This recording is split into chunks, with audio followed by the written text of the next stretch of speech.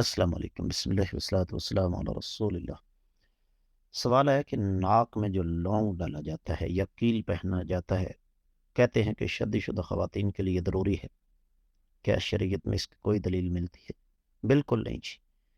بنیادی طور پر اصول یاد رکھیے گا کہ شریعت کے احکامات یہ ہیں کہ حلال و حرام کے سلسلے میں ہر چیز تب تک حلال ہے جب تک شریعت اسے حرام نہ کر دے یا اس پر کوئی شرعی اعتراض نہ ہو۔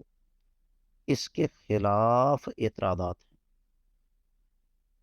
اور وہ یہ کہ یہ سلسلہ غیر مسلموں کا ہے، اسلام میں یہ چیز نہیں ہے۔ لہذا نہ صرف یہ کہ یہ پہننا ضروری نہیں، بلکہ اس کا نہ پہننا یہ پہننے سے بہتر ہے۔ امید ہے کہ آپ کو سمجھ آ گئی ہوگی۔ واللہ تعالی اعلم۔